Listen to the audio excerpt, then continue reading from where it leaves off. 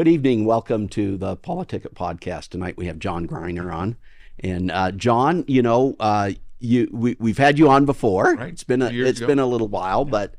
but you've had quite a background. I mean, you were chief of police.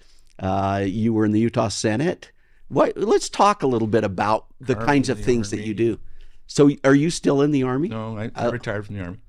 They have a kind of a aged out kind of thing. So yeah, that all happened. So, were you active duty then? No, I was 22 years in the reserves. Oh, Yeah. and you retired as Lieutenant Colonel. a lieutenant colonel. Wow. And is that when you went to Ogden City?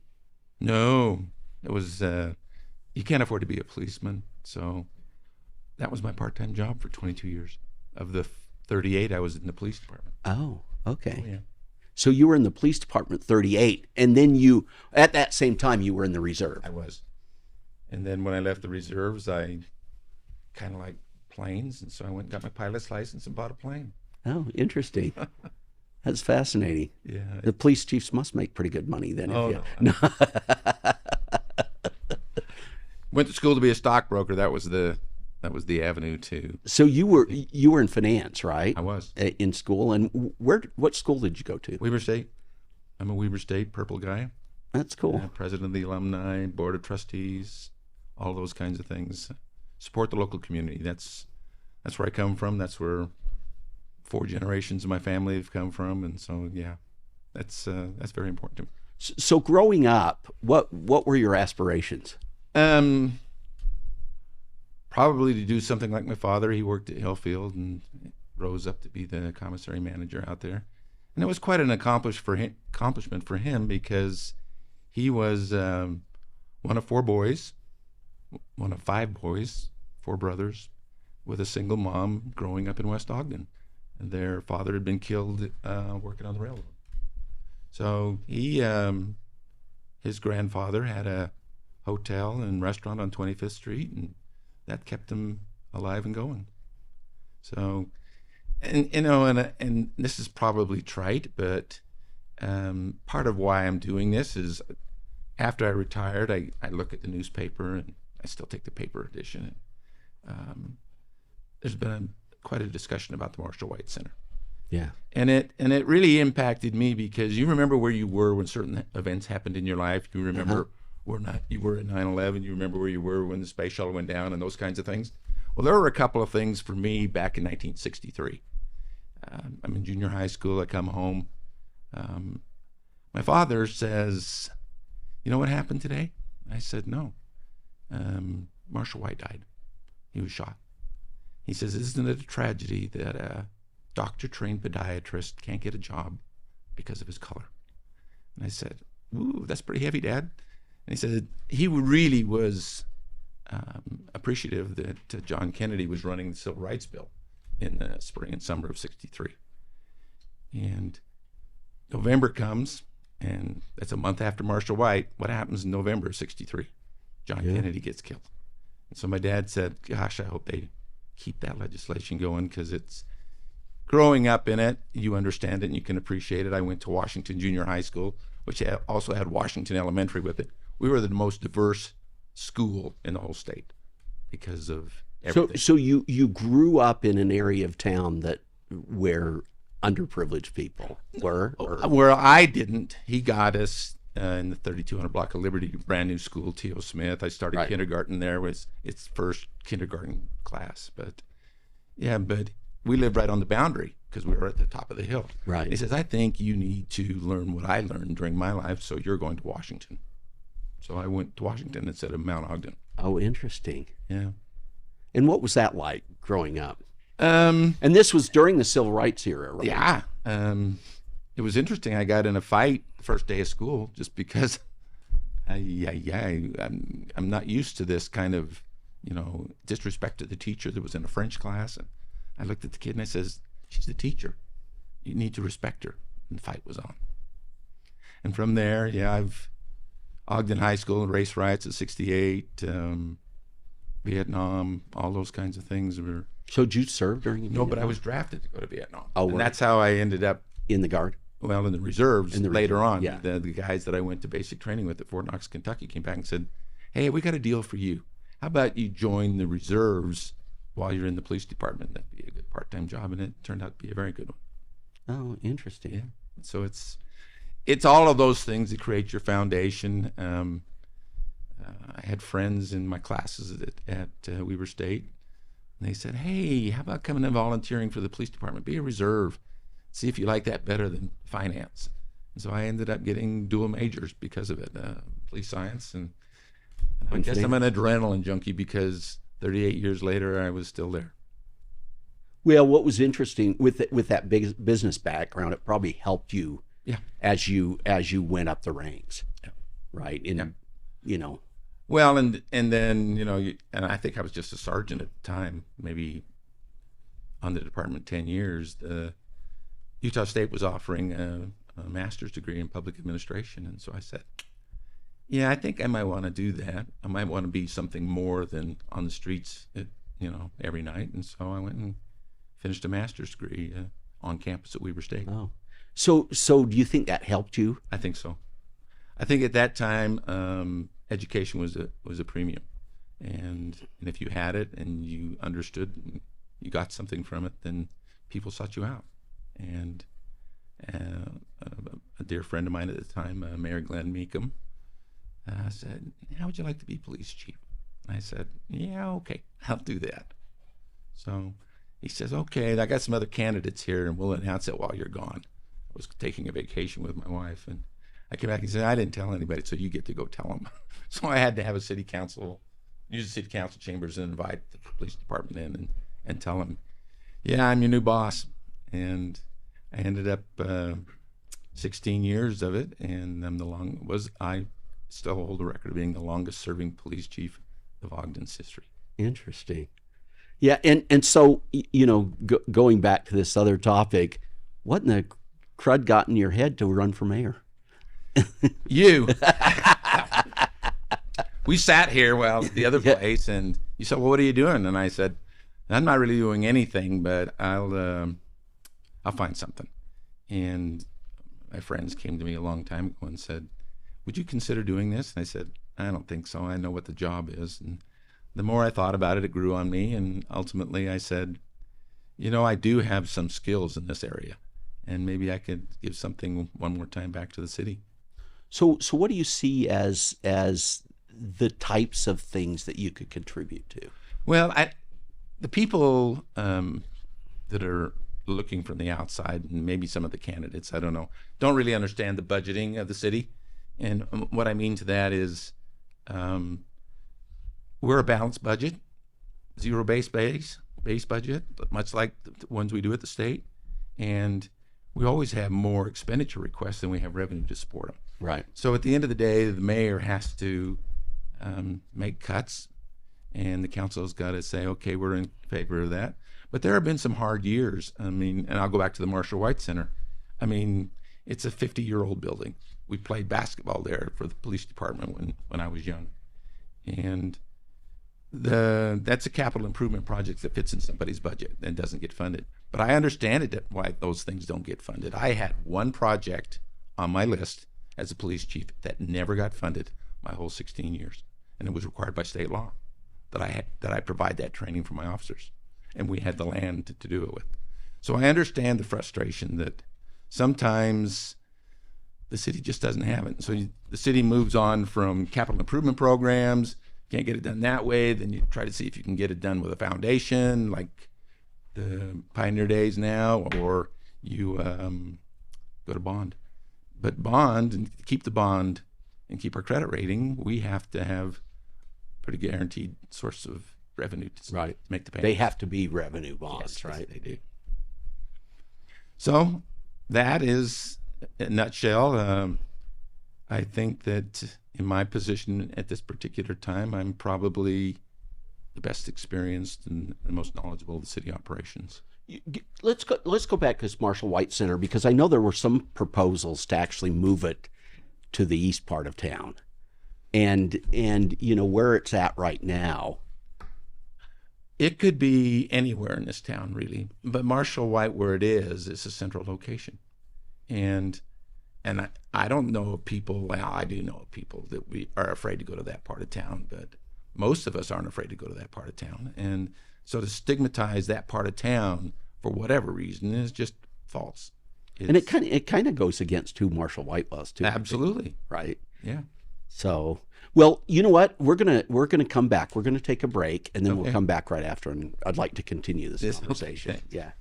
Hi, Ogdenites. My name is Jon Greiner, and I'm running for mayor. I'm asking you to support me in being the Ogden-built mayor to continue the legacy of this great city. Welcome back to PoliticIt. We've got Jon Greiner with us, and Jon is a candidate for Ogden City Mayor. I am. And so before the break, we were talking a little bit about the Marshall White Center and location and stuff like that. I think it's just a mindset that people have about where it is, and I think the center of town is the best place for it. It's available to everybody. So yeah, I like the idea of where it's at, and there's the space there, and the city owns the ground. Yeah, so it's great. That's wonderful. You know, let's talk a little bit about other things that qualify you specifically to be Ogden City Mayor. You told me a story offline that I thought was interesting. I don't think that people understand that in the budgeting process that has to be balanced, that oftentimes they get to this time frame of the year and say, the treasurer says that our revenues are not going to be enough to take care of the expenditures that you guys have requested, or you gals have requested. And so they'll make a decision. And you were police chief at I this was time. Police chief. And on this particular one in 2003, they came to us and said, we're going to take $1 million out of the vehicle replacement account for the whole city.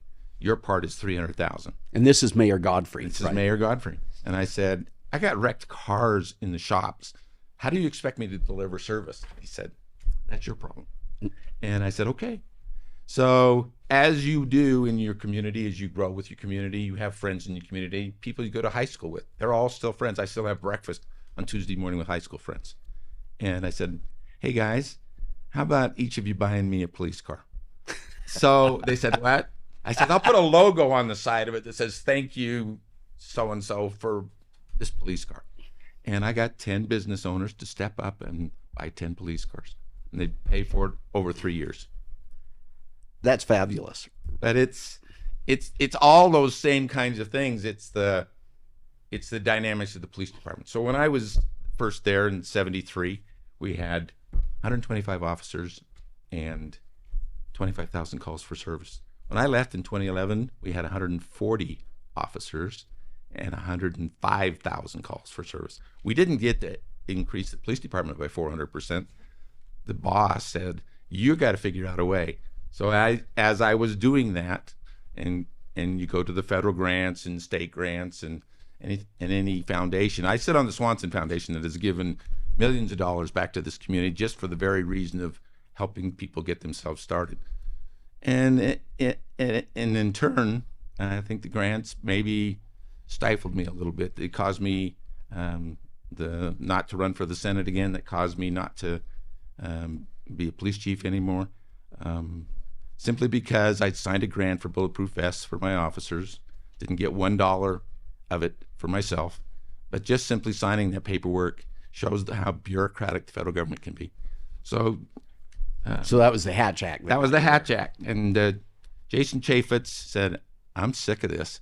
So he brought me back to the Oversight Committee. I testified at the Oversight Committee, and everybody's sitting there in shock. What? And so Mike Lee's down the hall, and my daughter's down the hall, and he says, yeah, we're going to carry this in it.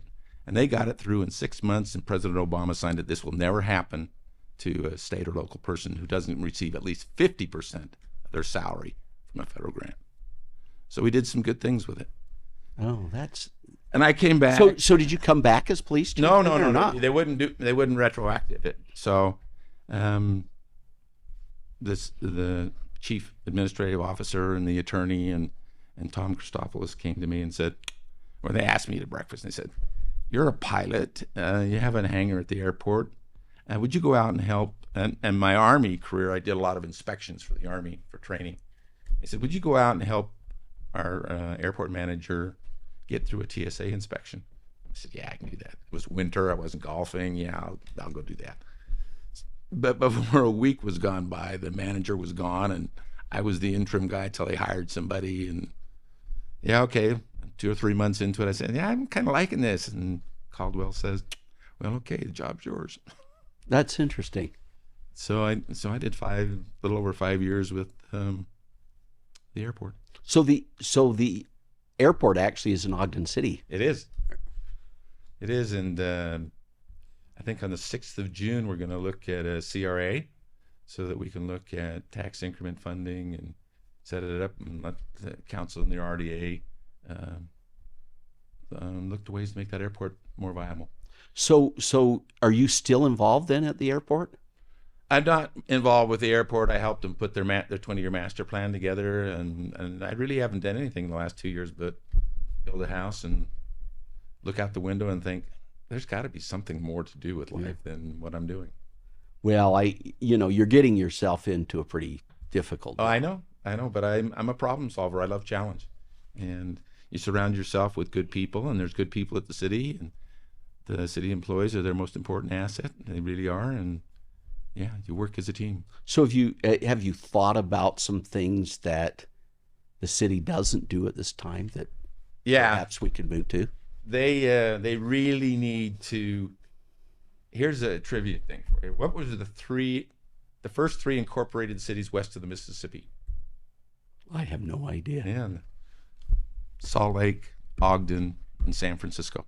Really? And there's some debate that Ogden, because it was in 1851, is in front of Salt Lake City because Salt Lake City didn't get platted till 1855. We were platted. Oh. So we could almost argue that Ogden is the first incorporated city in the state of Utah. Well, you know what a lot of people don't realize is that this is the crossroads of the West, right? This is where the railroad came. I don't know why exactly. I think maybe Brigham Young didn't want it in Salt Lake. Brigham Young did want it. Oh, he did? You see that there's a movie, and I can't think of it, it's on Netflix, but they talk about the whole Brigham Young trying to take care of this, and here it is, they're showing Ogden and that time frame, and yeah, what was that? I can't think of the movie.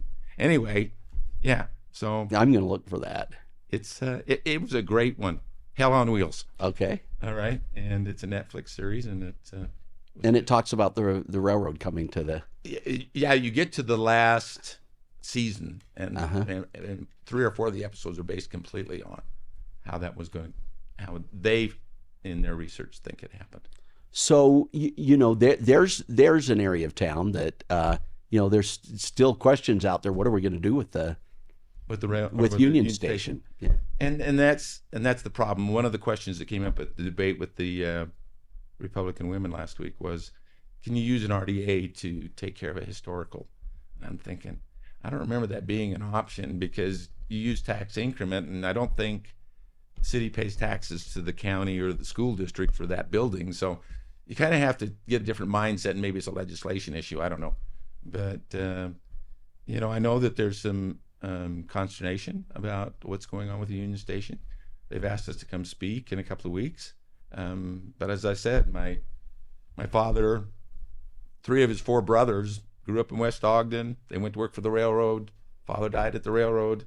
And, by coincidence, my wife's family are Browning descendants, and there's a lot of Browning things in that. My wife actually is too. Oh, she's a direct descendant of Jonathan Browning, who was the gun maker. And his brother is our side. Oh, really? Oh, yeah. And, yeah. Interesting. Oh, Stanford. Oh, Sandifer. Yeah. Yeah. Well, that's interesting. That's actually wasn't he a son of Jonathan? Well, if you want to get back into it, there were 3. John Browning first had 3 wives, and so even in one of those, the first marriage, a guy goes on to be mayor, and then the third marriage, a guy goes on to be police chief, and the guy in the first family fires the guy in the third family. Interesting history. Yeah. So you mentioned Matthew Godfrey before, and he had a hard time with people, a lot of criticism, but yet some of the things that happened during that era really have materialized the right things.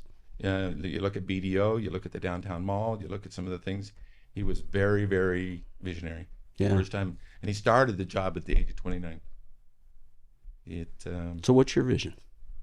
My vision is that, as I did with your trivia question, is that we're an old city. Let's get ourselves back up on par with some of the neighboring cities, because we used to be the number 2 city in the state of Utah. We're the number 8 city in the state of Utah now. So we need to look at things that will attract more people here. And those are the kinds of things I want to be involved in. I want to be the cheerleader. I want to be the one saying, this is Ogden's history. Being an old city like that, I know David Buxton and I in the legislature actually helped to get some funding to replace this water line that's coming down from, I couldn't believe that many segments of this are actually wood. And it's been there for over 100 years. Yeah, and there's a lot of the sewer system in the city that's that old tile stuff, not concrete tile. I found out when I was out at the airport. So back up and said, what the airport was built in 1940. What's this? Yeah, we were putting tile sewer pipes in the ground as recent as 1940. Wow. Yeah, so those are some issues that those are huge issues. We're going to have to come up with some creative solutions for. Well, and you have the regular ones. I mean, you got to have a strong community development department, because they provide the extra money that helps the city move along, that pays for your public safety, pays for your public works. So you really have to put a lot of focus there. Yeah. Well, and I think there's a tendency of people to kick that can down. Oh, yeah. Out of sight, out of mind. Right. You know, let's say we lay off 10 policemen, we're going to hear about it. But if we don't put in 2 blocks of if we don't replace that pipe that's draining out more water than we're saving from metering in the state, you know, what's going to happen there? But that's kind of one of those things that's hidden, right? Right. So I think one of my primary goals is to really look at where we are in our infrastructure and what our debt ratio is on that. I mean, one year in the mid-90s, we bonded for public safety building, the municipal building, and $5 million worth of road repairs. We actually went to the public and said, and we're in trouble, and they stepped up, just like my friends stepped up about police cars. Yeah. You have to be in your community and a part of your community and know where everybody is on the issues. And where the hidden problems really are, right? That's wonderful. So we're about out of time. Okay. Why don't you make a final pitch? I mean, what would you tell voters? What's your message to them? I tell voters that you're looking at and my slogan on my business card kind of says it all. Ogden built veteran. I have been here. I've been through the hard times and the good times. I know how to deal with them. I know where they are. And the experience alone should be enough to convince you that I am the best candidate for the job. Wonderful. Thanks You bet. for coming in, Jon. And we'll see you guys next week.